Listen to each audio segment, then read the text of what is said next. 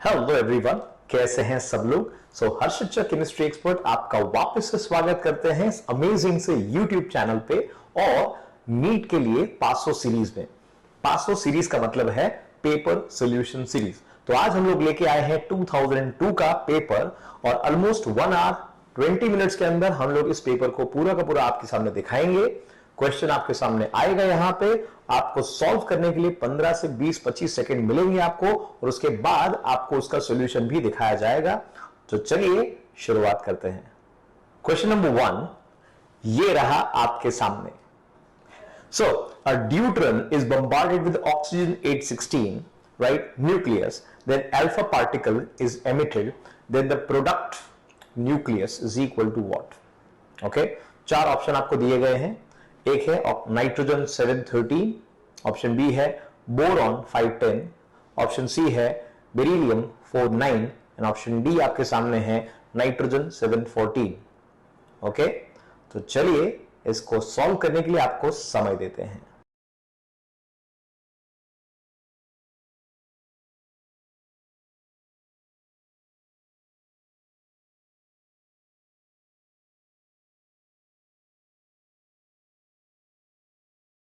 सो question number 1 आपने solve कर दिया होगा।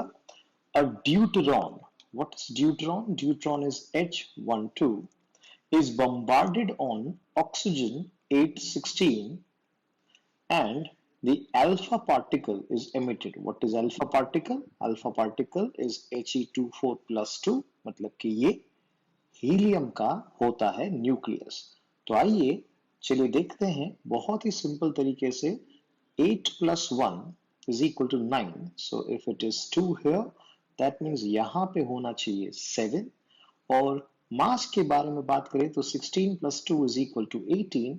तो यहाँ पे है 4, तो यहाँ पे ऊपर होना चाहिए 14, मतलब कि nitrogen 714 is the answer and answer is option D. आप इसका स्क्रीनशॉट लेना चाहें तो जरूर से ले लें।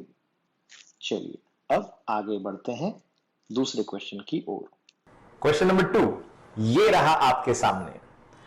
Uranium 92-235 nucleus absorbs a neutron and disintegrate into xenon 54139, strontium 3894 and X. So what will be the product X? क्या होगा? चार ऑप्शन आपके सामने। ऑप्शन ए आप देख सकते हैं 3 neutrons, option B 2 neutrons, option C alpha particle and option D is beta particle. Okay, तो चलिए इस क्वेश्चन को भी सॉल्व करते हैं।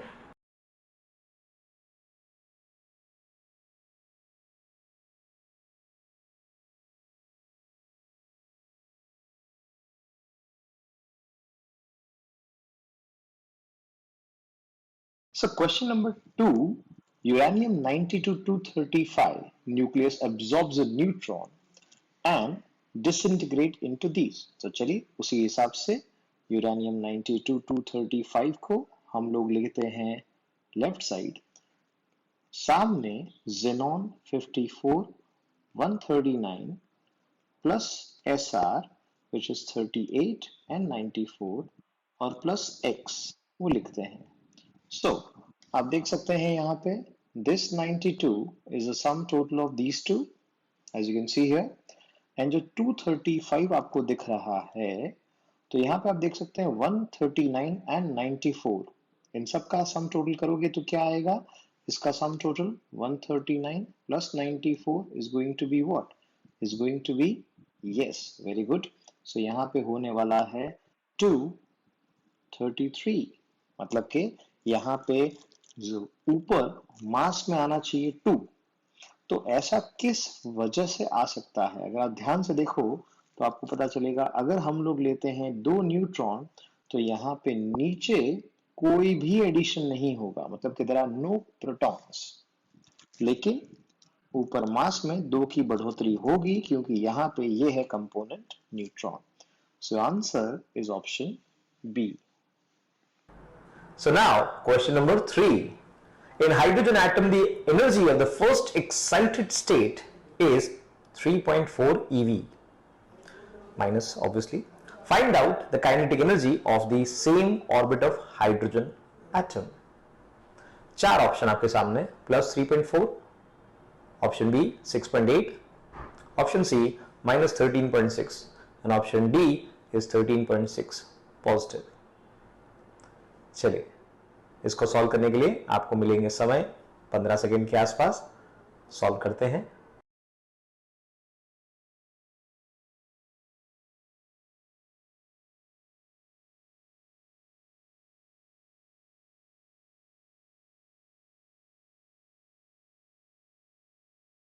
Question number 3 here. The hydrogen atom, the energy, the first excited state is minus 3.4 eV electron volt. Find out the kinetic energy for the hydrogen atom.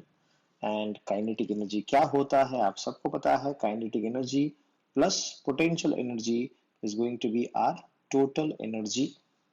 Okay और ये जो टोटल एनर्जी है वो इसके वैल्यू के बराबर ही होने वाला है.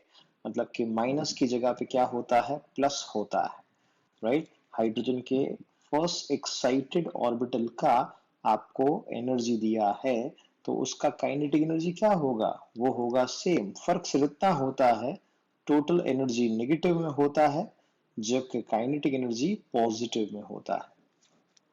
ओके क्लियर है. So now question number 4. Reaction आपको एक दिया गया है BaO2 that is barium peroxide. Barium का ऑक्साइड प्लस ऑक्सीजन आपको दे रहा है. डेल्टा H इसका पॉजिटिव है. The equilibrium condition, the pressure of O2 depends on what. Oxygen का प्रेशर किस चीज के ऊपर डिपेंड करता है. चार ऑप्शन आपके सामने. Increasing the mass of BaO2. Number 2, increasing the mass of BaO, barium oxide. Option C आपके सामने है increasing temperature on equilibrium. And option D वो आपको दिया है कि increasing mass of BaO2 and BaO both.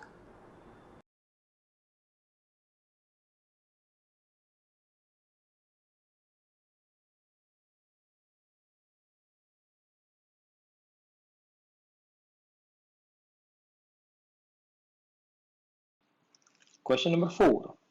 BaO2 barium peroxide में से बेरियम ऑक्साइड एंड O2 मिला है. अगर आप जानना चाहते हैं कि इसका आंसर क्या होगा, डेल्टा H के ऊपर फोकस करो.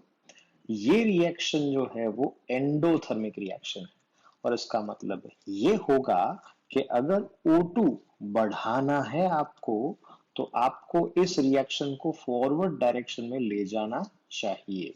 ओके सो फॉरवर्ड डायरेक्शन में ले जाने के लिए for endothermic reaction what you have to do is increase the temperature at equilibrium. Increase the temperature at equilibrium. अगर ये करेंगे तो रिएक्शन क्या होगा, फॉरवर्ड डायरेक्शन में जाएगा. इसी के साथ साथ एक और कंडीशन हो सकता है, increasing the mass of barium peroxide. इससे भी रिएक्शन जो होगा वो फॉरवर्ड डायरेक्शन में जाएगा. Now question number 5. solubility of MX2, the type of electrolyte is 0.5 into 10 to the power minus 4 mole per liter. Then find out the KSP of electrolyte. KSP क्या होगा अगर आपका सॉल्ट जो है वो MX2 टाइप है. चार ऑप्शन आपके सामने. ऑप्शन नंबर 1 आपको दिख रहा है 5 into 10 to the power minus 12. Option D है 25 into 10 to the power minus 10. Option C है 1 into 10 to the power minus 13 और ऑप्शन डी है 5 into 10 to the power minus 13.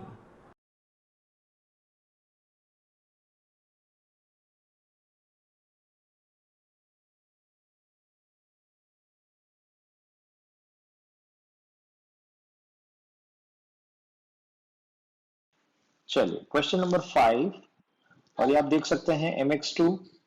तो इसका मतलब कि 1:2 सॉल्ट होगा. KSP is equal to 4s cube.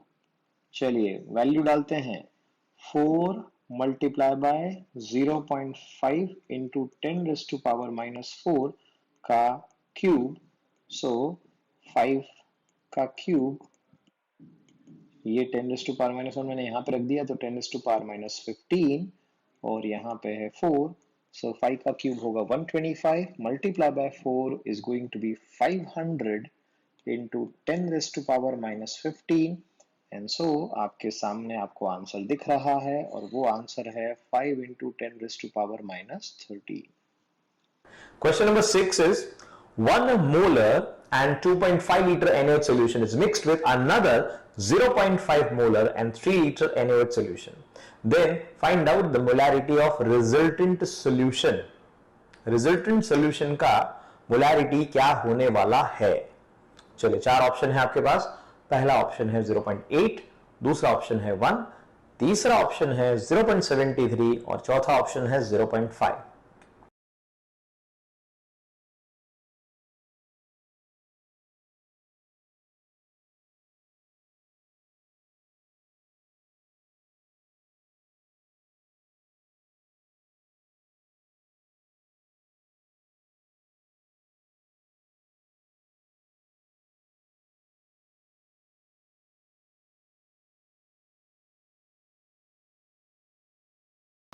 Question number 6 आपके सामने है. 1 litre and 2.5 molar NaOH solution, उसको मिक्स कर रहे हैं 0.5 मोलर 3 लीटर NaOH सॉल्यूशन में. सो फाइनल मोलारिटी कितना होगा? फाइनल मोलारिटी M3 अगर लेते हैं so is equal to M1 V1 plus M2 V2 divided by V1 plus V2. Okay, so M1 कितना है? वो है 1 मोलर. V1 कितना है? 2.5 लीटर. M2 कितना है? वो है 0.5 और V2 कितना है? 3. फाइनल होगा कितना? तो वो होगा 2.5 एंड 3 इन दोनों का total, so it's going to be 5.5. चलिए, सो ये होने वाला है 2.5 प्लस 1.5 डिवाइडेड बाय 5.5, और इसका मतलब इसका जब डिवीजन करोगे आप तो क्या आएगा? वो आएगा 4 डिवाइडेड बाय 5.5. इसका मतलब ये आने वाला है 0.73. ओके, अगर मान लो 4/5 होता तो 0.8 आता, so that is not the answer. Next question number 7 is which is having the highest pH? किसका pH सबसे ज्यादा होगा? पहला ऑप्शन आपको दिख रहा है, यह है पोटेशियम एसिटेट. दूसरा ऑप्शन है सोडियम कार्बोनेट. तीसरा ऑप्शन है अमोनियम क्लोराइड. चौथा ऑप्शन है sodium nitrate. Which will have the highest pH?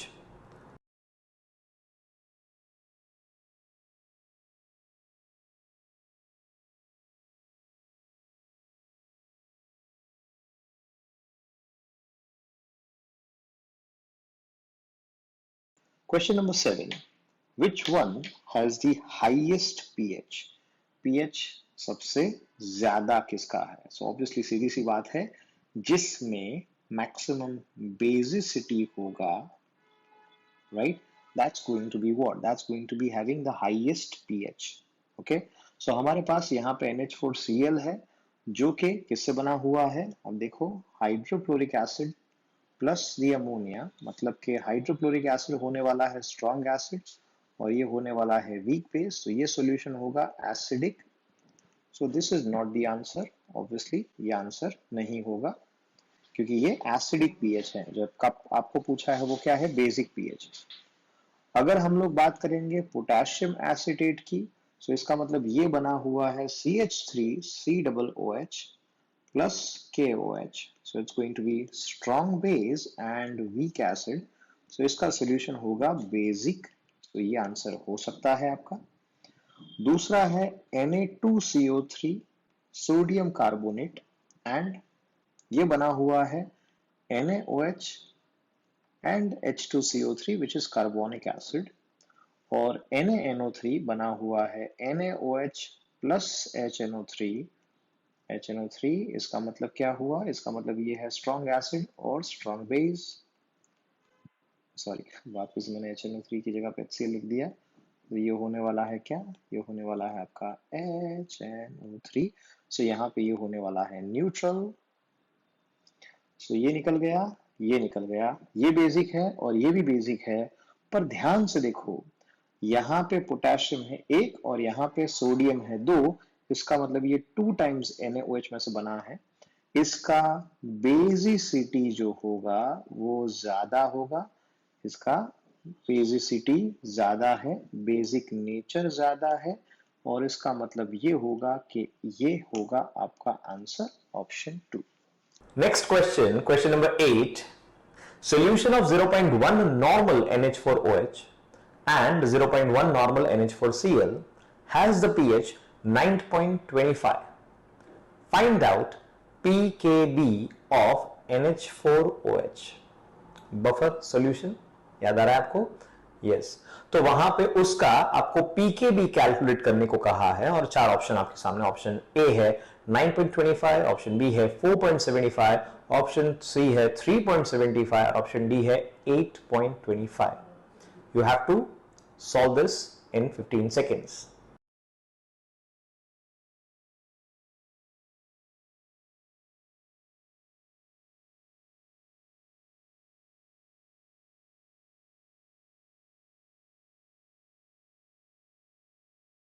Next one क्या कह रहा है, आइए देखते हैं। ये आपको कह रहा है solution of 0.1 molar NH4OH and 0.1 molar normal NH4Cl, the pH is equal to 9.25। Okay, ठीक है। तो ये एक बेसिक बफर है और बेसिक बफर के लिए POH is equal to PKB plus log of salt upon base. अब आप जानते हैं यहां पे सॉल्ट और बेस दोनों का कॉन्सेंट्रेशन कितना है, सेम है, तो ये हो जाएगा cancel. POH is equal to PKB, answer simple है। PKB का आंसर होगा 14 माइनस pH और pH आपके पास ऑलरेडी है 9.25, तो इसका मतलब ये आंसर होगा आपका option 2। Next question is question number 9. Van der Waals real gas acts as an ideal gas at which conditions? Okay, option A, high temperature low pressure, option B, low temperature high pressure, option C, high temperature low pressure, or option D, low temperature low pressure.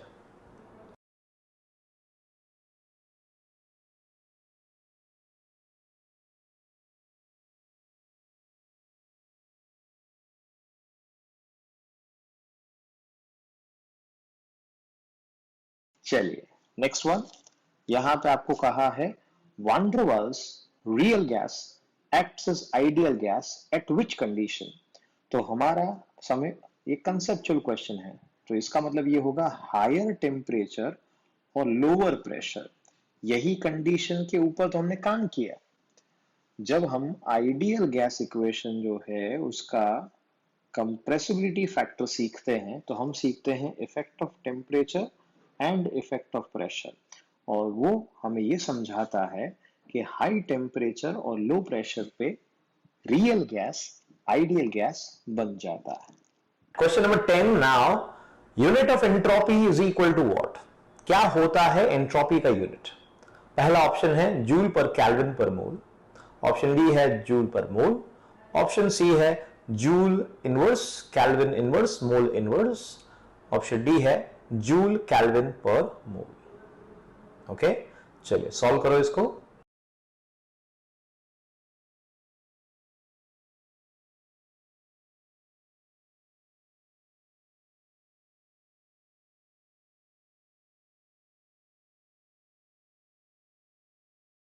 Question number 10, simple सी बात है, entropy के बारे में बात करेंगे, delta S के बारे में बात करेंगे। सो Q डिवाइडेड बाय Q, ये अपना डेल्टा H वैल्यू है, Q reversible divided by temperature, और अगर आपको इसको मोलर में लेना है तो जूल पर मोल केल्विन, ये मोलर एंट्रोपी के लिए वैल्यू आपका आ जाएगा। सो दिस इज देयर, कहीं पे ये देखो केल्विन गलत है, यहाँ पे जूल इनवर्स गलत है, और यहाँ पे केल्विन रेज़ टू पावर 1 लिखा है, तो ये गलत है। सो नाउ क्वेश्चन नंबर 11 क्या कहता है, ये देखो आपके सामने। क्वेश्चन नंबर 11 कह रहा है in a closed insulated container a liquid stirred with a paddle to increase the temperature which of the following is true. आपको अलग अलग ऑप्शन दिए गए हैं, आप ध्यान से ऑप्शंस को देखो, पता चलेगा आपको। यहां पे डेल्टा ई की बात कर रहे हैं, मतलब कि इंटरनल एनर्जी चेंज डब्ल्यू, क्या वो नॉट इक्वल टू जीरो है, क्या इक्वल टू जीरो है। आइए, चार ऑप्शन में से 15 सेकेंड है आपके पास सिलेक्ट करने के लिए।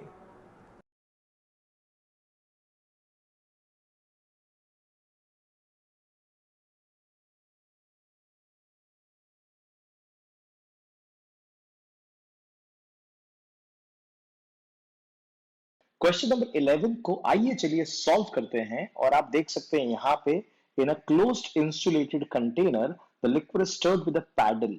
अगर हम पैडल से इसको स्टर कर रहे हैं, इसका मतलब कि उसका जो वर्क होगा वो जीरो नहीं हो सकता, right. To increase the temperature which of the following is true. So work की वजह से टेम्परेचर इंक्रीज हो रहा है, लेकिन क्योंकि यहां पे बोला गया है कि इंसुलेटेड कंटेनर है, सो डेफिनेटली इसका Q वैल्यू हो जाना चाहिए जीरो। बाकी तीनों ऑप्शन में आप देख सकते हैं Q is not equal to zero, ऐसा कहा गया है, इसलिए ऑप्शन ए होगा आपका आंसर। चलिए, Now, question number 12.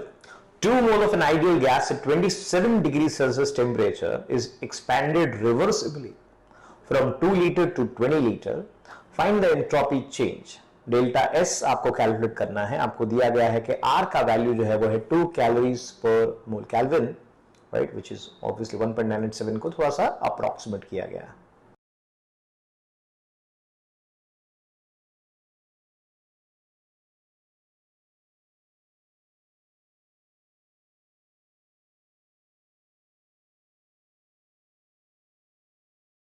Question number 12 क्या कह रहा है? 2 mole of an ideal gas at 27 degrees Celsius temperature is expanded reversibly from 2 liter to 20 liter. Find out the entropy change. तो डेल्टा S की बात करेंगे। डेल्टा S होगा आपका R into N N R L N V2 upon V1। मतलब कि अगर हम इसको सिंपल लॉग में कन्वर्ट करेंगे, सो 2.303 मल्टीप्लाई बाय एन का वैल्यू जो कि है 2, यहाँ पे आपको आर दे दिया है 2, और ये एल एन हो जाएगा लॉग, और लॉग का वैल्यू कितना हो जाएगा 20 final 2 initial, so 20/2 which is equal to obviously 10। Log 10 का वैल्यू हो जाएगा 1। सो यहाँ पे आपने मल्टीप्लाई कर दिया है, सो आपका आंसर आ जाएगा, और ये होने वाला है ऑप्शन नंबर 4। सो ये हो जाएगा आपका 9.2। Okay, Question number 13. Heat of combustion delta H naught for the carbon, hydrogen, methane are given, which is minus 94, minus 68 and minus 213. Then calculate the delta H naught for the reaction where carbon and hydrogen will give you CH4. ये option आपके सामने चार option है, 17 negative, minus 111, minus 170 और minus 85. What do you think is the answer? चलिए समय देते हैं आपको।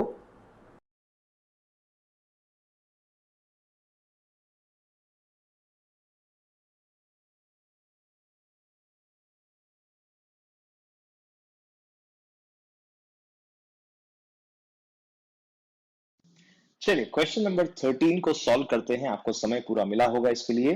कार्बन का कंबस्शन वैल्यू आपको दिया है, C+O2 गिव्स अस CO2 का वैल्यू आपको दिया है।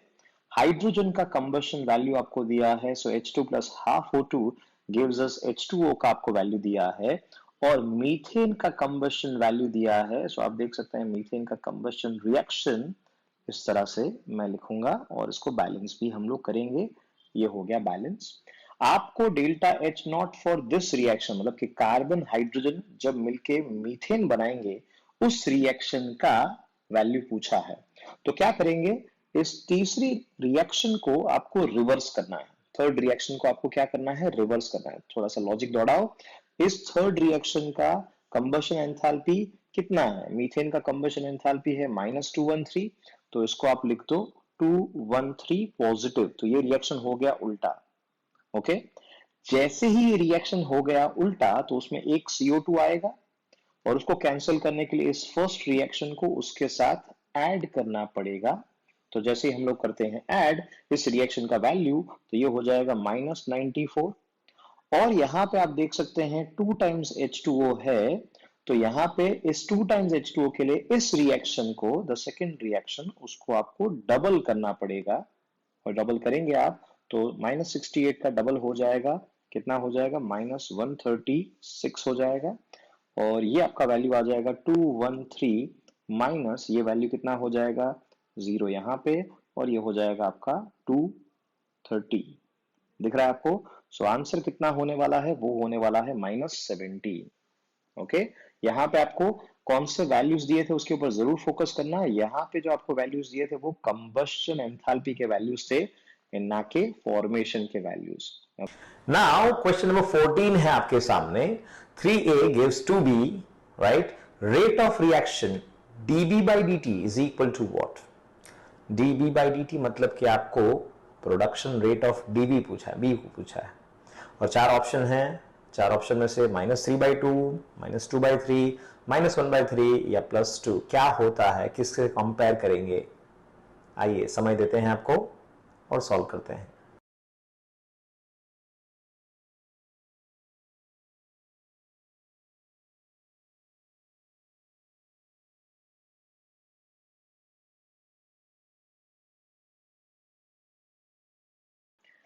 क्वेश्चन नंबर 14 आपको दे दिया गया है। क्वेश्चन नंबर 14 क्या कह रहा है, आइए उसकी बात करते हैं। इस रिएक्शन के लिए आपको dB by dt कैलकुलेट करना है। So -1/3 dA by dt is equal to +1/2 dB by dt। और इसका मतलब बहुत सिंपल है, ये 2 है, इसको आपको सामने क्रॉस मल्टीप्लाई करना है। सो यहाँ पे हो जाएगा 2/3 और वो होगा माइनस में। सो यहाँ पे आपका आंसर क्या आएगा, option B. Question number 15, 2a gives b plus c, ये रिएक्शन जीरो ऑर्डर होगा कब? When this would become a zero order reaction? क्या लगता है आपको? चारों स्टेटमेंट को पढ़ो अच्छे से। पहला स्टेटमेंट कहता है कि reaction rate is proportional to the square of concentration of A. Second one is remains the same rate of reaction. Rate remains unchanged for any concentration of B and C. या फिर rate of reaction doubles if the concentration of B is increased to double.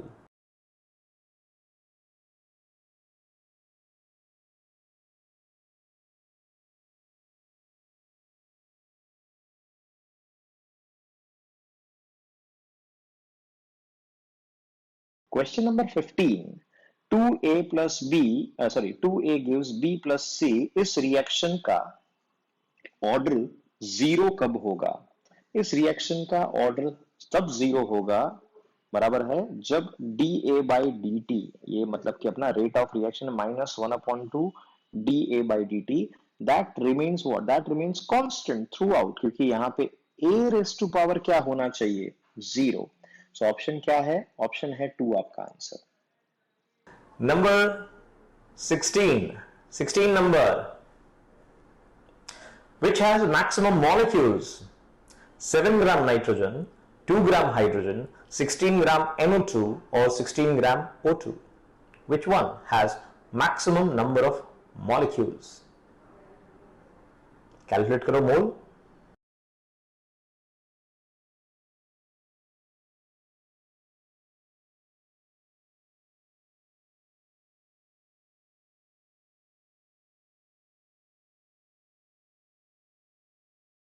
Question number 16 क्या कह रहा है, ये देखो, maximum number of molecules किस में है भाई। इसके लिए आपको क्या करना है, बहुत सिंपल है, आपको मोल कैलकुलेट करना है। सो 7 divided by 28, 2 divided by 2, 16 divided by ये 32 और ये 14, 32 प्लस 14 इज 46, और 16 बाय 32, और इसमें देखते ही आपको आंसर मिल जाएगा। इसके मोल होने वाले हैं मैक्सिमम, बाकी सब फ्रैक्शन में है। यही है आपका आंसर, ऑप्शन नंबर 2।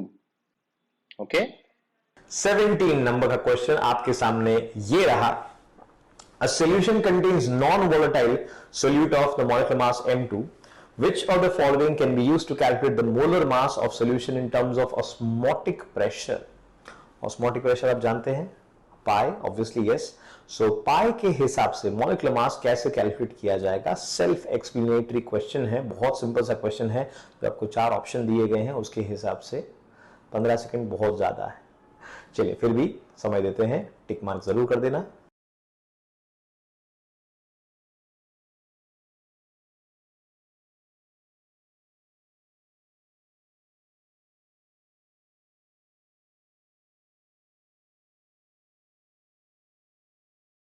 चलिए क्वेश्चन नंबर 17 सॉल्व करते हैं। A solution contains non volatile solute the molecular mass m2 बराबर, तो क्या होगा ऑस्मोटिक प्रेशर के हिसाब से इसका आंसर। तो ऑस्मोटिक प्रेशर के हिसाब से pi is equal to W R T upon M V. तो m को हम लोग सामने ले जाएंगे तो पाई यहां पे नीचे आ जाएगा और ये होगा आपका answer option number 2। Next, question number 18. A solution containing A and B follows Raoult's law. Raoult's law follow कर रहा है कब? 4 ऑप्शन आपके पास। अट्रैक्शन ए बी का ज्यादा है ए बी बी से, या फिर कम है, या फिर इक्वल है। Okay, viscosity of solution is different from the sum of the volume of solute and solvent. What do you think? Which one is the answer? Right answer?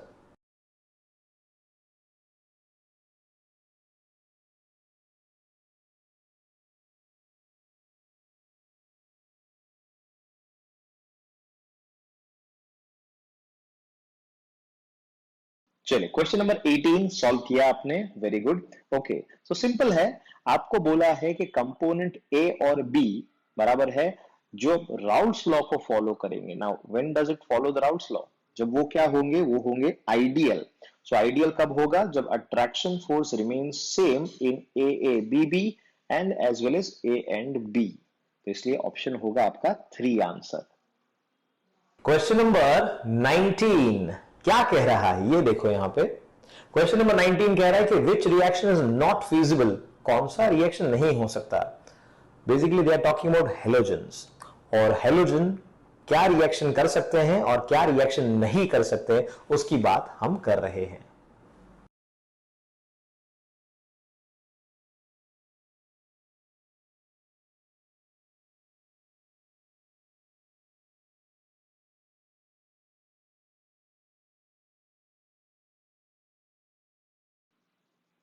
So question number 19 में ध्यान से देखो, बोला है not feasible, मतलब कि जो reaction नहीं हो रहा है। ओके, सो कौन सा रिएक्शन नहीं हो रहा है? तो ये रिएक्शन आप देख सकते हैं, आयोडीन जो है और ब्रोमीन जो है, उसमें ब्रोमीन का ऑक्सीडेशन और आयोडीन का reduction, that is not possible. इससे उल्टा सब कुछ हो सकता है। फ्लोरीन अगर हम लोग ले, मान लो फ्लोरीन है F2 Cl2 Br2 and I2, तो उसमें फ्लोरीन का रिडक्शन होगा, बाकी सबका ऑक्सीडेशन। क्लोरीन का रिडक्शन होगा, इन दोनों का ऑक्सीडेशन। ब्रोमीन का रिडक्शन, इसका ऑक्सीडेशन, लेकिन उल्टा नहीं जा सकता। So that is why it is not feasible. Question number 20 ये रहा आपके सामने। In electrolysis of NaCl, when platinum electrode is taken, the hydrogen is liberated at cathode, while with the mercury cathode it forms sodium amalgam.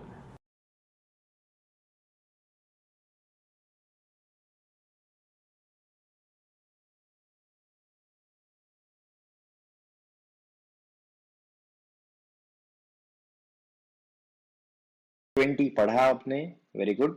So question number 20 जो है, in electrolysis of the NaCl when platinum electrode, जब हम वो use करते हैं तो क्या होता है, और अगर हम लोग मर्क्यूरी यूज करते हैं तो क्या होता है। तो भाई सिंपल है, जो H+ होता है ना, उसको मर्क्यूरी पे रिड्यूस करने के लिए ज्यादा वोल्टेज रिक्वायर्ड होता है, right, as compare to Pt। तो Pt जो है वहां पे हम लोग यूज करेंगे तो हाइड्रोजन लिबरेट जरूर होगा, लेकिन मर्क्यूरी पे ये नहीं होने वाला। That is why the question answer is option 2। Next, question number 21. Which of the following statement is true? पहला स्टेटमेंट क्या कहता है? Silicon exhibits 4 coordination number in its compounds. Okay, option B समझते हैं। Bond energy of fluorine is less than that of chlorine.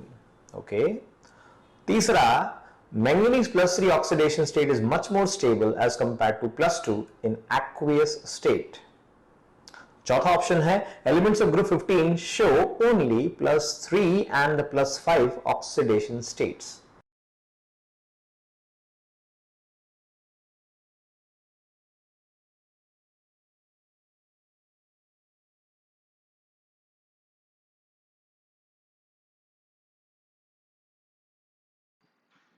So question number 21 solve करते हैं।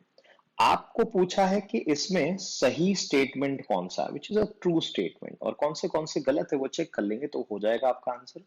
Silicon exhibits 4 coordination number into its compounds. Okay, वो coordination number नहीं है, वो उसका valency है, बराबर है।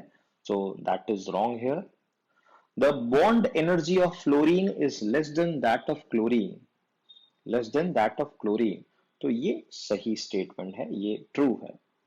मैंगनीज जो है, मैंगनीज का +3 oxidation state is more stable, जो कि गलत बात हो जाएगी। It is actually less stable, क्योंकि मैंगनीज का सबसे स्टेबल ऑक्सीडेशन स्टेट होता है +2। एंड चौथा ऑप्शन दे रहा है कि +3 और +5 ऑक्सीडेशन स्टेट ही बताएगा ओनली। नहीं नहीं नहीं नहीं, नेगेटिव हो सकता है, इसलिए ये भी गलत है, ये भी गलत है। ऑप्शन नंबर 2 जो है वो सही आंसर है आपका। Okay, bond energy of fluorine is less than that of chlorine, क्योंकि साइज छोटा है तो आराम से टूट जाएगा। क्वेश्चन नंबर 22 क्या कहता है, विच of the following order is wrong, कौन सा ऑर्डर गलत है? एसिडिटी का, आयोनाइजेशन पोटेंशियल का, बेसिक नेचर और आयनिक रेडियस, ये 4 आपको दिए गए हैं। इसमें से आपको पता करना है कौन सा गलत है, मतलब 3 सही है और 1 क्या है, गलत है।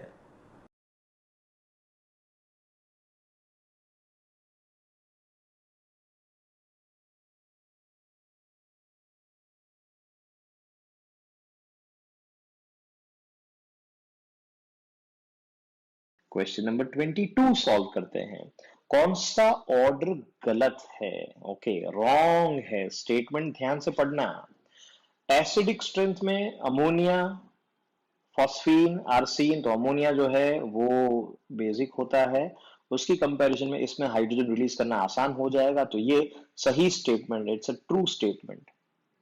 अगर हम बात करें लिथियम से बेरिलियम, तो आयोनाइजेशन पोटेंशियल बढ़ेगा, लेकिन बेरिलियम से बोरॉन, तो ये आयोनाइजेशन पोटेंशियल क्या हो जाएगा, कम, एक्सेप्शन है, इसलिए ये आपका आंसर हो जाएगा।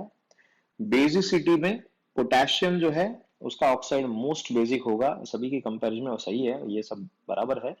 और रेडियस लिथियम से सोडियम, सोडियम से पोटेशियम, रुबिडियम, सीजियम बढ़ता ही जाएगा, तो ये भी सही है। This is true statement, this is true statement. False पूछा था तो फॉल्स है आपका option 2। Next question is 23, general electronic configuration of lanthanoids. Lanthanoid का जनरल इलेक्ट्रॉनिक कॉन्फ़िगरेशन क्या होता है? जो पहला एलिमेंट क्या होगा, लेंथेनम होगा, आपको पता है कि नहीं? लेंथेनम से नाम सीरीज बना, लेंथेनॉइड। ओके, चलिए 15 सेकेंड आपके लिए। Which of the following is lanthanoids?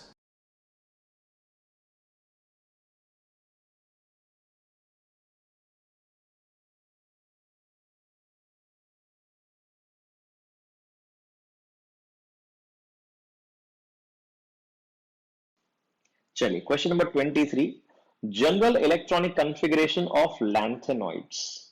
तो लैंथेनॉइड्स में F होता है, और F जो है उसके अंदर इलेक्ट्रॉन हो सकते हैं 1 to 14। सो 0 to 14 गलत हो गया, ये गलत हो गया, यहाँ पे 1 to 14 है और यहाँ पे 1 to 14, लेकिन ध्यान से देखो इसमें गलत स्टेटमेंट क्या है कि n-2 होना चाहिए F और n-1 होना चाहिए D। So option A is the right answer. Question number 24. Atom is electronic configuration 1s2, 2s2, 2p6, 3s2, 3p6, 3d, 3 and 4s2. You will place it in which group? कौन से group में तुम इसको रखोगे? कौन सा ग्रुप होगा?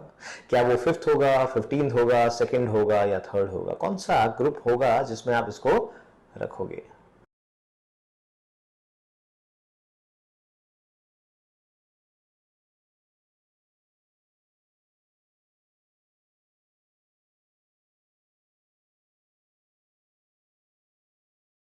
Number 24 का सॉल्यूशन देखते हैं, आइए।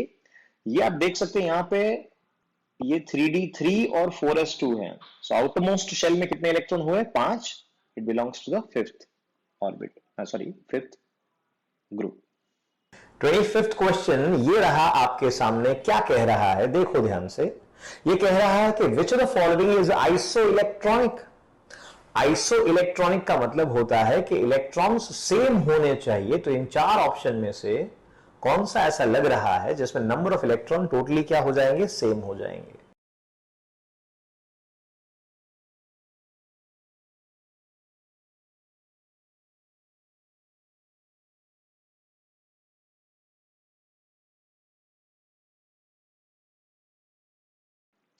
विच of the following is iso electronic? तो भाई आइसो इलेक्ट्रॉनिक मतलब इलेक्ट्रॉन सेम होने चाहिए। भाई इलेक्ट्रॉन कैलकुलेट करने आपको आते हैं। तो यहाँ पे 6 है, लेकिन यहाँ पे आप देख सकते हैं बहुत ज्यादा है। तो O2 तो सेम है, कार्बन नाइट्रोजन अलग अलग, ये गलत। NO2, अब नाइट्रोजन -1 होगा तो एक इलेक्ट्रॉन बढ़ेगा, कम होता प्लस होता तो सेम हो जाते हैं। यहाँ पे CN-1, कार्बन में 6, नाइट्रोजन में 7, 13 और एक 14, ये भी 8 और 6 14, ये आ गया आपका आंसर। SO2, S और S कार्बन दोनों में सही इलेक्ट्रॉन नहीं होते, सेम इलेक्ट्रॉन नहीं होते। क्वेश्चन नंबर 26 नाउ ये कह रहा है which the following has P pi D pi bonding. किसमें P pi D pi bonding है? ये चार मॉलिक्यूल और आयंस आपको दिए गए हैं, जैसे कि NO3-1, SO3-2, BO3-3 and CO3-2।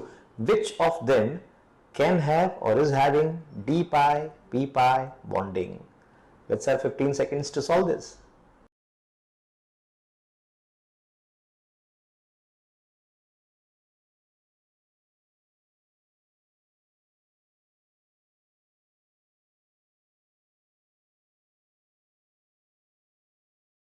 Question number 26 self explanatory है। P pi D pi bonding किस में होगा? Right, if it is carbon, if it is nitrogen, if it is boron, उनका दूर दूर तक कहीं पे डी से कोई लेना देना नहीं है। डी का लेना देना होगा एस का, सल्फर का, and that's why it is option 2 which is the answer. Next 27 number का क्वेश्चन ये कह रहा है आपको कि इन NO3 minus a number of bond pair and lone pair of electron कितने कितने होंगे? कितने होंगे बॉन्डिंग पेयर और कितने होंगे लोन पेयर? इज इट 2-2 और 3-1 और 1-3 और 4-0? Which do you think is the right answer? Let's have 15 seconds.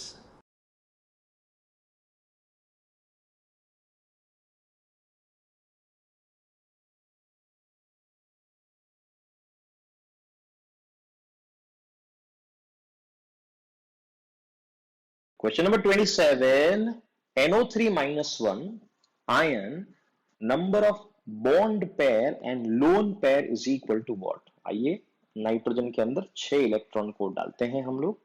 NO3-1, N double bond O, यहाँ पे O माइनस होगा, ये नेगेटिव चार्ज, पॉजिटिव चार्ज, और यहाँ पे O माइनस होगा।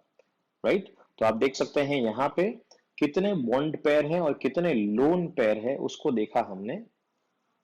ओके, सो आप देख सकते हैं एक, ये 2, 3 और 4, ये हो गए 4 बॉन्ड पेयर, एक भी लोन पेयर बाकी नहीं है। So option number D is the answer. Which of the following shows maximum number of oxidation states? What do you think? Chromium, iron, manganese, vanadium? किसमें सबसे ज्यादा ऑक्सीडेशन नंबर देखने को मिलते हैं?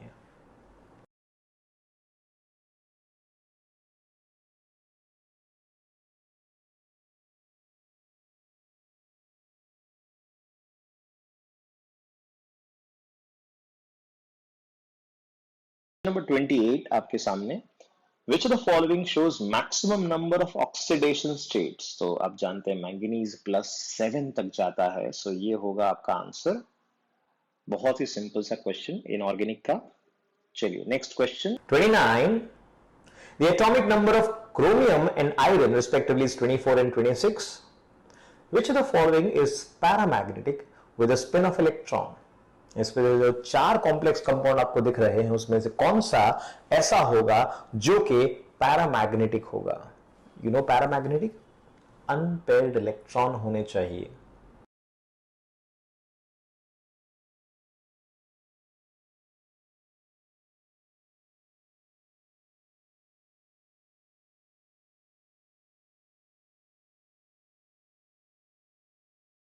29 नंबर का क्वेश्चन ये कह रहा है chromium and Fe are respectively 24 and 26.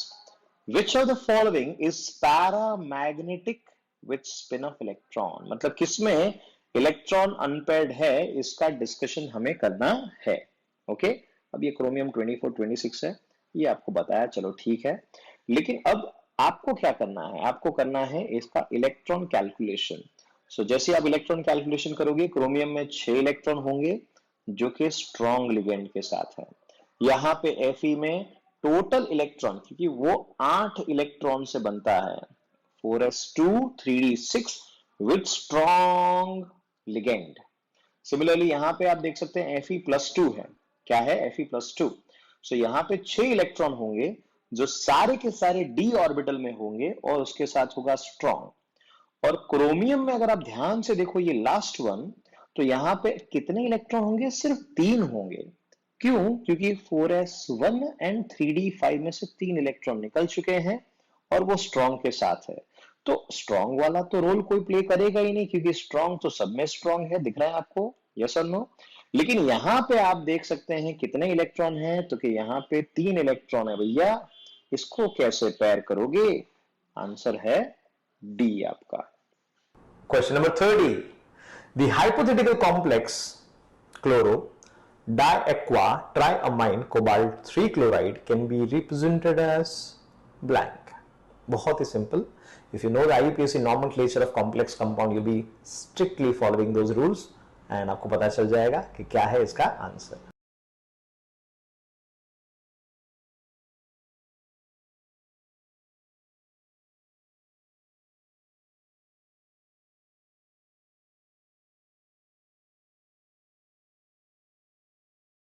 चलिए 30 नंबर की बात करते हैं, 30 नंबर को डिस्कस करते हैं. क्या हो रहा है देखते हैं. एक हाइपोथेटिकल कॉम्प्लेक्स आपको दिया था, तो उसको कैसे रिप्रेजेंट करोगे, है ना? तो सिंपल है भाई. ये देखो यहाँ पे एक में ही बाहर क्लोराइड लिखा हुआ है. ये देखो यहाँ पे, अगर मेटल के लिखने से पहले लिखा होता क्लोरो, तो वो लिगेंड होता. लेकिन ये तो पीछे लिखा है, तो ऑप्शन ए ही आंसर होगा और कोई ऑप्शन पॉसिबल ही नहीं है.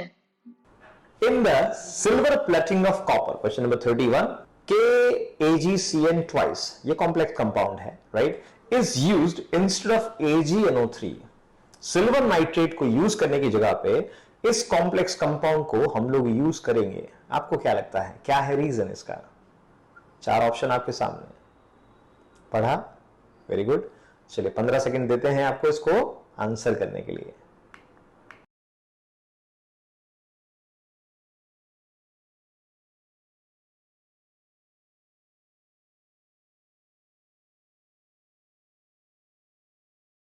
क्वेश्चन नंबर 31 आपको पूछा गया है कि क्यों हम लोग KAgCN ट्वाइस यूज करेंगे इंस्टेड ऑफ AgNO3. तो बहुत सिंपल सा ऑब्वियस सा आंसर है, क्योंकि अगर हम लोग AgNO3 यूज करेंगे तो भाई सबको पता है कॉपर डिस्प्लेस करेगा इसको, कॉपर का ऑक्सीडेशन पोटेंशियल ज्यादा होता है.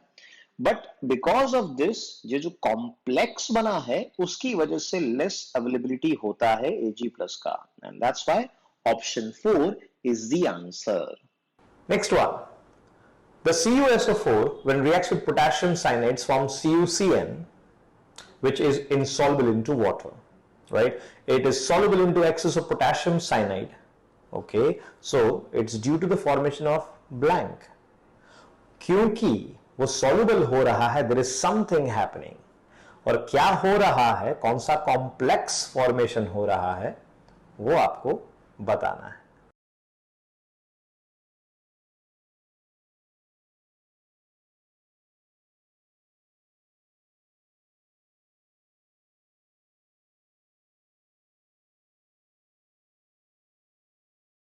Next question is 32. 32 नंबर का क्वेश्चन क्या कह रहा है? Copper sulphate when reacts with potassium cyanide becomes CuCN, okay, which is insoluble into water. It is soluble in excess KCN. वही KCN डाला हमने तो क्या बनेगा? कॉम्प्लेक्स बनेगा. वो है K3CuCN4. यहाँ पे आपको ध्यान रखना है, ये CuCN बना रहा है, मतलब कि कॉपर का ऑक्सीडेशन स्टेट क्या होना चाहिए, +1। Question number 33, position of non-polar and the polar part in missile is blank। कहां कहां होता है, कहां होता है पोलर पार्ट और कहां होता है non polar part, outer surface, inner surface, distributed all over the surface, क्या लग रहा है आपको?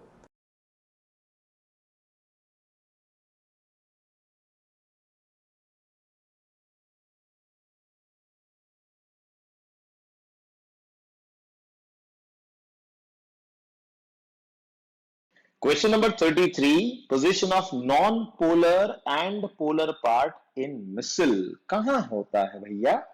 पोलर आउटर सरफेस पे रहता है, नॉन पोलर इनर सरफेस पे रहता है। यस और no? Next, in the borax bead test which compound is formed, कौन सा कंपाउंड बनता है बोरेक्स बीट टेस्ट में? ये क्वेश्चन नंबर 34 है। ऑर्थोबोरेट, मेटाबोरेट, डबल ऑक्साइड और टेट्राबोरेट, 4 ऑप्शन है, उसमें से एक आपको टिक करना है।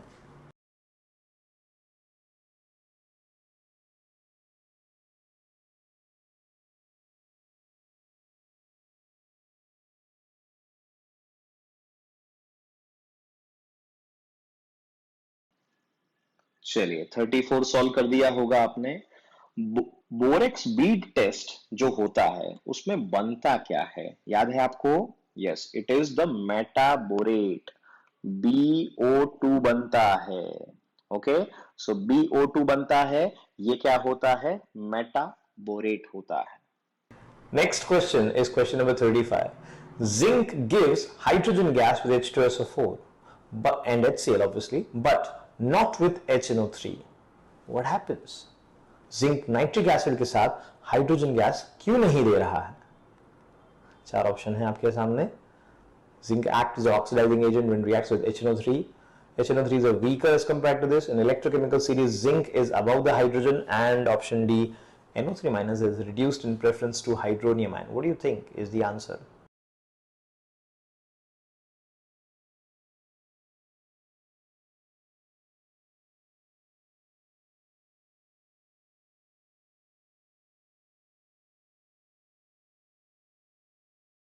क्वेश्चन नंबर 35 का आंसर देखो भाई, यहां पे नाइट्रेट क्यों यूज नहीं कर सकते? सिंपल सी बात है ना, क्योंकि नाइट्रेट क्या होगा, खुद रिडक्शन कर देगा। H+ की कंपैरिजन में नाइट्रेट का रिडक्शन पोटेंशियल क्या है, ज्यादा, एंड दैट्स व्हाई ऑप्शन होगा आपका डी। क्वेश्चन नंबर 36 है, IUPAC name of this compound. आप देखो ध्यान से कंपाउंड को, CH2 double bond CH, CH2 CH2 C triple bond CH। What do you think is the IUPAC name of this compound?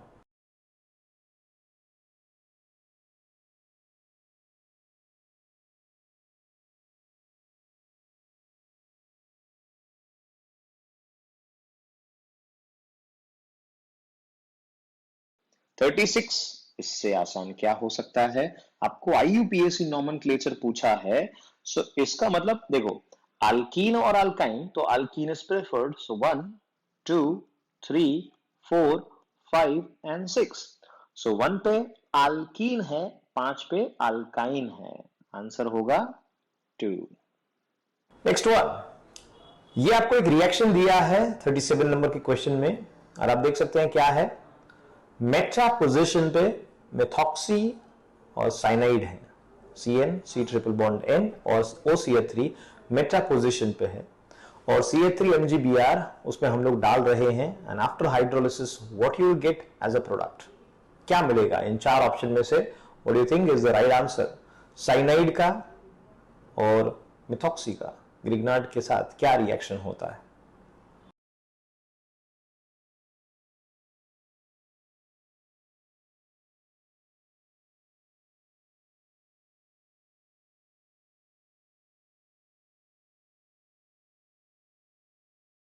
Thirty seven, यहां पे आप देख सकते हैं साइनाइड और मिथॉक्सी ग्रुप है, उसका ग्रिग्नार्ड रिएक्शन किया और हाइड्रोलिसिस किया हमने।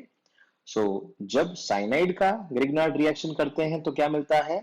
यस, बोलो बोलो बोलो, साइनाइड प्लस ग्रिग्नार्ड क्या मिलेगा? कीटोन, बस आंसर आ गया आपका, कीटोन। कहाँ है कीटोन? ये रहा। Next question is 38। क्या कह रहा है 38? Normal propyl alcohol, N propyl alcohol, normal propyl alcohol and isopropyl alcohol can be chemically distinguished by which reagent? Primary alcohol and secondary alcohol, इन दोनों को किस तरह से अलग किया जा सकता है? Whether it is PCl five, reduction, oxidation, ozonolysis, what do you think?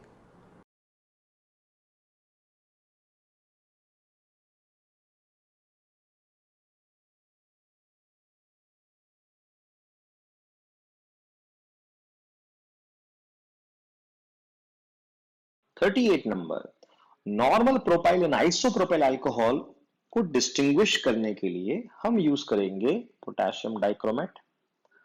Primary alcohol में आपको मिलने वाला है एल्डिहाइड, सेकेंडरी में ketone. Okay. Next is 39 number. क्या कह रहा है आपको देखो ध्यान से। आपको प्रोडक्ट पूछा गया है, हम लोग रिएक्शन कर रहे हैं एसिड क्लोराइड का। Yes, RCOCl is acid chloride and there is hydrogen added in presence of PD and BaSO4. I hope you remember the name of this reaction as well. Comment में जरूर लिखना. Okay, so here are the 4 options that you have. Okay, let's try.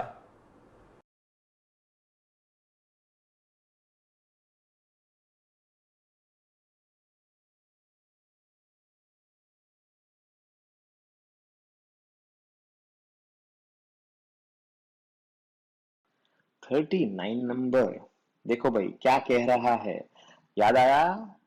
PDN BSO4, कौन सा reaction है ये? इस reaction का नाम है रोजनमंड रिएक्शन। सो रोजनमंड रिएक्शन में आपको एसिड क्लोराइड है, उसमें से मिलेगा क्या? तो कि अल्डिहाइड मिलेगा।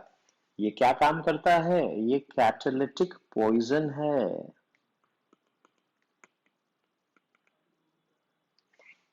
Next is question number 40। क्या कह रहा है देखो ध्यान से। कार्बन के ऊपर लोन पेयर है और वहां पे नेगेटिव चार्ज है, C double bond O CH3 है, and this component right here is CH2 CO के ऊपर नेगेटिव चार्ज है एंड डैश CH3 है कार्बन के साथ, आर ब्लैंक। ये क्या है? What category they belong to, right? क्या वो रेजोनेटिंग स्ट्रक्चर्स हैं, क्या वो टॉटोमर्स हैं, क्या वो ज्योमेट्रिकल आइसोमर्स हैं, या वो ऑप्टिकल आइसोमर्स हैं? आपको क्या लग रहा है ये 4 में से क्या है?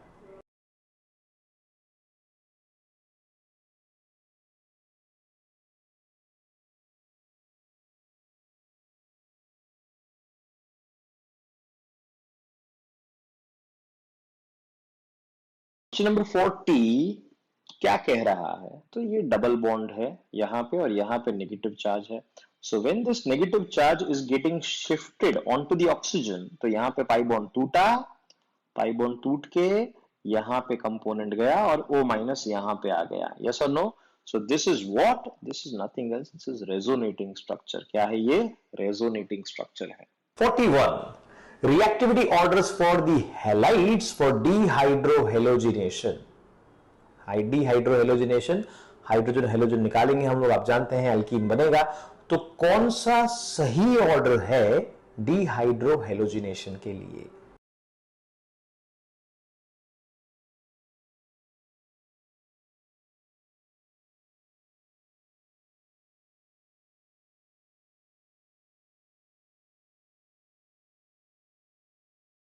चलिए 41 की बात करते हैं। रिएक्टिविटी किसका सबसे ज्यादा होता है डिहाइड्रोहेलोजिनेशन के लिए? तो क्या हेलोजन इजीली रिमूवल होता है आयोडीन। ओके, तो 2 ऑप्शन है, लेकिन सबसे उसके बाद होगा bromide, chloride and fluoride. Option 2 is your answer. 42 ये कह रहा है कि ये जो आपको ब्रैकेट में दिखाई दे रहा है ये किसका मोनोमर है, right? So there is a bracket in which आप देख सकते हैं कार्बन, उसके साथ CH3 ऊपर नीचे, और राइट साइड उसी कार्बन के साथ CH2 जुड़ा हुआ है। ये किसका मोनोमर है? मतलब this is a polymer obviously, उसका मोनोमर इन चारों में से कौन सा है?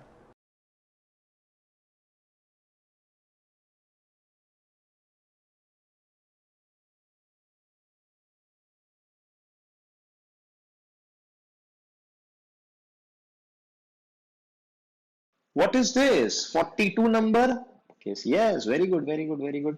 यहाँ पे ये 2 मिथाइल प्रोपीन है, बराबर है।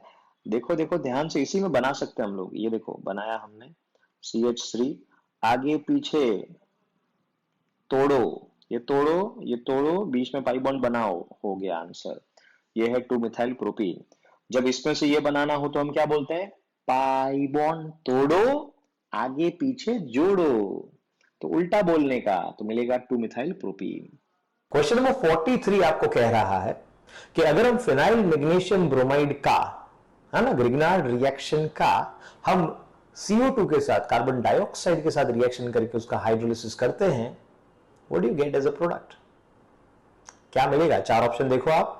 एक एल्डिहाइड है, कार्बोक्सिलिक एसिड है, एक फिनॉल है और एक है diphenyl ketone.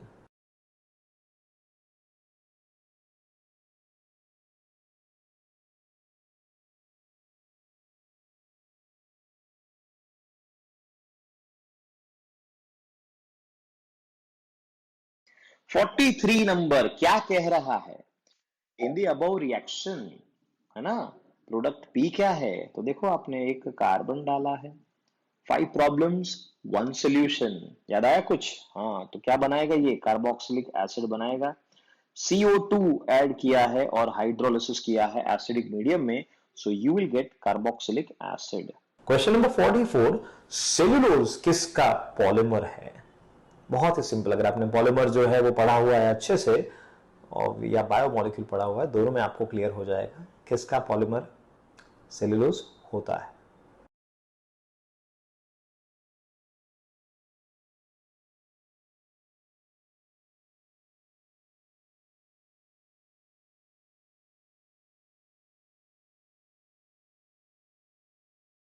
Forty four number कह रहा है कि ग्लूकोज सेलुलोज बनाता है। नेक्स्ट 45th क्वेश्चन, आपको एक रिएक्शन दिया हुआ है कि क्लोरोइथेन, एथाइल क्लोराइड जो है वो NaCN के साथ रिएक्शन करेगा और X मिलेगा आपको। सो उसमें से निकल एंड हाइड्रोजन डाल के Y, that is reduction process, and then you add acetic anhydride. So after that what happens? ये Z क्या है? Right, you have the ethyl chloride, then you have got sodium cyanide के साथ reaction, and then उसका reduction, और उसके बाद acetic anhydride के साथ रिएक्शन करेंगे। What do you think?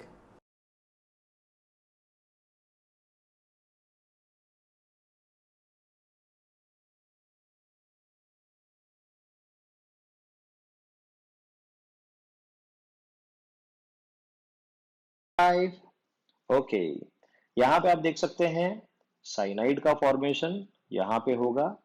निकल विद हाइड्रोजन क्या मिलेगा आपको? यहां पे मिलेगा आपको अमाइन, और अमाइन में एसिटिक एनहाइड्राइड के साथ रिएक्शन किया, तो मिलेगा आपको क्या? उसमें से रिएक्शन। सो मैं पहले लिख रहा हूं CH3 CH2 Cl में से CH3 CH2 CN, ये हो गया आपका X। इसका reduction CH3 CH2 CH2 NH2, और फिर यहां पे H सब्सटीट्यूट करेंगे, सो CH3 CH2 CH2 dash NH, यहां पे COCH3। यस और नो? ऑप्शन 1। क्वेश्चन नंबर 46 कह रहा है when phenol is treated with CHCl3 and NaOH, chloroform and sodium hydroxide, the product, कौन सा प्रोडक्ट बनेगा? यहां पे कौन सा रिएक्शन है यहां पे? Very good, yes. तो 15 second is more than enough for this. If you know the reactions name, if you know what it does, बहुत आसान।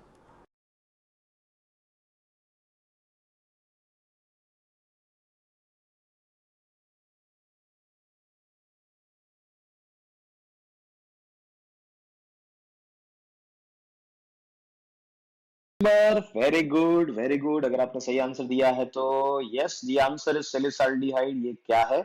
ये है RT। RT मतलब Reimer Tiemann process. Very good, सैलिसाल्डिहाइड।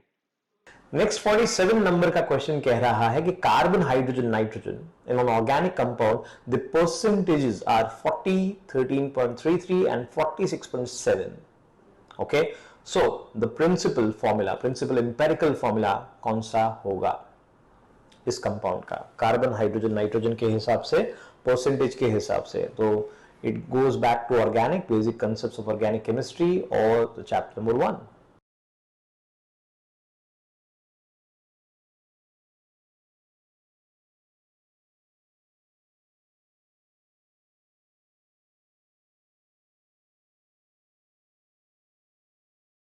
Forty seven आपको carbon hydrogen और nitrogen का percentage. तो empirical formula कौन सा है भाई? देखो शॉर्टकट मेरा समझाता हूं मैं। यहाँ पे आप देखते हैं 40%, किस में 40% होगा ये आपको कैलकुलेट कर लेना है, उसी से आंसर एकदम आसानी से आ जाएगा। ओके सो चलिए मैं शुरुआत करता हूं यहां से। 12 कार्बन का वेट, 12 प्लस 6 18 है, 18 एंड 14 32 इंटू 100। इसमें कैलकुलेट किया 12 प्लस 4 16, 16 एंड 14 30, और ऊपर आ गया 12 इंटू 100। अच्छा देखो यहाँ पे 40% आ रहा है आंसर। इसमें कैलकुलेट कर सकते हैं 12 डिवाइड बाय 14 एंड 40 28 इंटू 100। और ये वाला अब तो कैलकुलेट करने की जरूरत रही भी नहीं, क्योंकि आंसर आ गया है आपका ऑप्शन नंबर 3। ये कर सकते हैं 36 करो, फिर नीचे टोटल अमाउंट डालो इंटू 100। कोई भी बड़े न्यूमेरिकल में नहीं जाने का, इससे सिंपल से हो रहा है तो ट्रिक अप्लाई करने का। 48 क्वेश्चन आपको कह रहा है enzymes are made up of what? Enzyme भी किससे बने हुए हैं? ये 4 ऑप्शन आपके सामने है, किससे बना हुआ है enzyme? Hollow enzyme.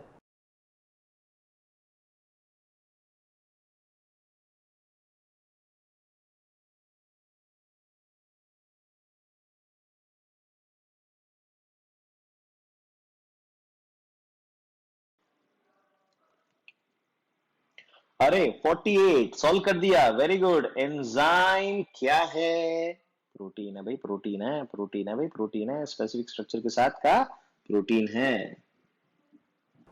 Next is 49 number, क्या कह रहा है? Geometrical isomers are differ into what? किस में अलग होते हैं ये ज्योमेट्रिकल आइसोमर्स? किस चीज में अलग होते हैं? क्या लग रहा है आपको? 15 सेकेंड है सोचने के लिए आपके लिए।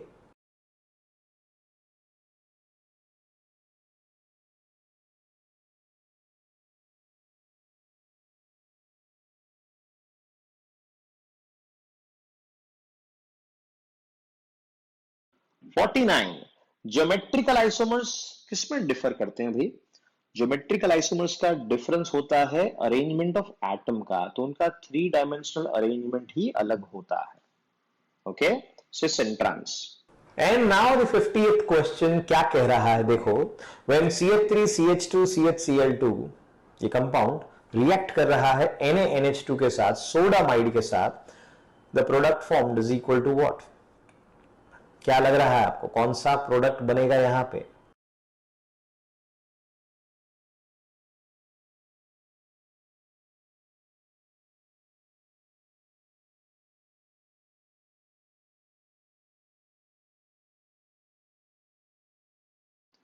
क्वेश्चन नंबर 50 सॉल्व किया, वेरी गुड। तो यहां पे आप देख सकते हैं ये 1,1 डाइक्लोरोप्रोपेन है, और उसमें से क्या मिलेगा आपको? सबसे पहले तो CH3 CH2 CH, यहाँ पे Cl, यहाँ पे Cl, NaNH2 के साथ रिएक्शन करेंगे। सबसे पहले एक क्लोरीन यहां से निकलेगा, एक हाइड्रोजन यहां से निकलेगा, फिर दूसरा क्लोरीन यहां से निकलेगा और दूसरा हाइड्रोजन यहां से निकलेगा। मिलेगा आपको क्या? मिलेगा आपको CH3C ट्रिपल बॉन्ड CH, मतलब के अल्काइन मिलेगा। Option 2 is your answer.